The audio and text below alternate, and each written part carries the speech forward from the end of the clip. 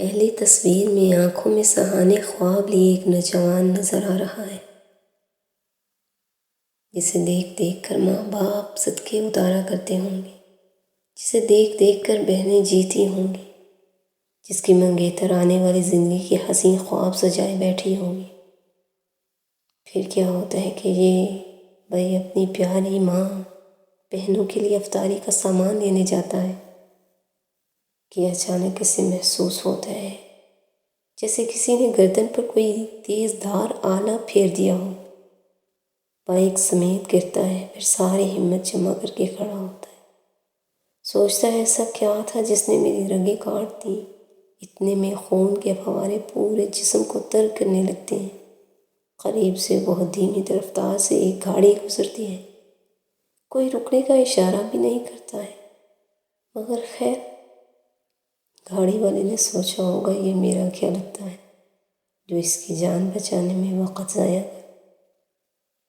پھر ایک بائک والا رکنے کی کوشش کرتا ہے، پھر سوچتا ہے میں کیوں رکوں، کون سا یہ میرا بیٹا ہے۔ ایسے چند اور بے حس قریب سے گزر جاتے ہیں۔ بس اللہ معاف فرمائے، کیا ان کی نیت تھی اللہ جانے۔ پھر چند اللہ کے لوگ بھاگے ہوئے آتے ہیں، مگر تب تک اس شہزادے کے کپڑوں کے ساتھ ساتھ سڑک بھی خون سے بھر جاتی ہے۔ کوئی گردن پر رومال باندھتا ہے تو کوئی چادر کے ساتھ بہتے ہوئے خون پر باندھنے کی کوشش کرتا ہے، مگر دیر ہو چکی ہوتی ہے۔ داتی ڈور اپنا کام کر چکی ہوتی ہے۔ یہ خوب رو سر پر گرتا ہے اور تڑپتے ہوئے جان دے دیتا ہے۔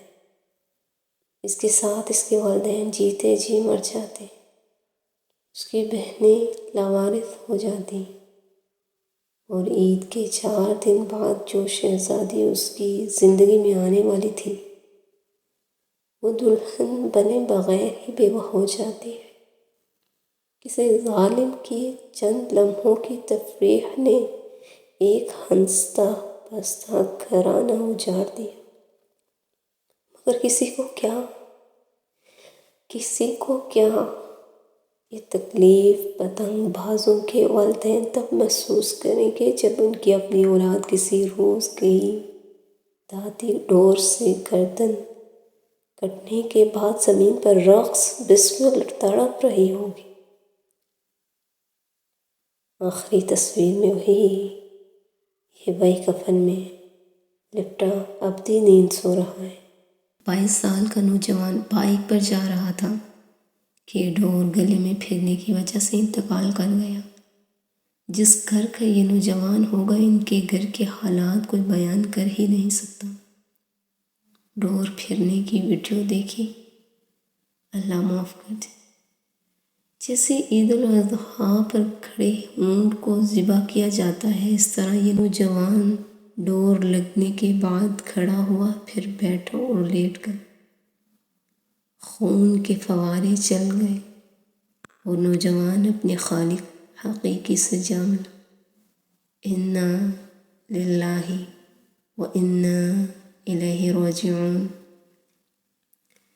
اس واقعے میں جس کی ڈور سے یہ نوجوان جاں بحق ہوا، صرف وہ نہیں بلکہ جو بھی احباب پتنگ بازی کا شوق رکھتے ہیں، میری نظر میں سب قصوروار ہیں۔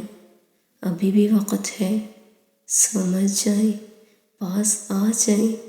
جو پتنگ بازی کرتے ہیں اپنے رب سے سچے دل سے معافی مانگیں اور ہمیشہ کے لیے اس خونی کھیل سے توبہ کریں، ورنہ خود کو اس واقعے کا قصوروار سمجھیں اور اپنی دنیا اور آخرت کی خیر منائیں۔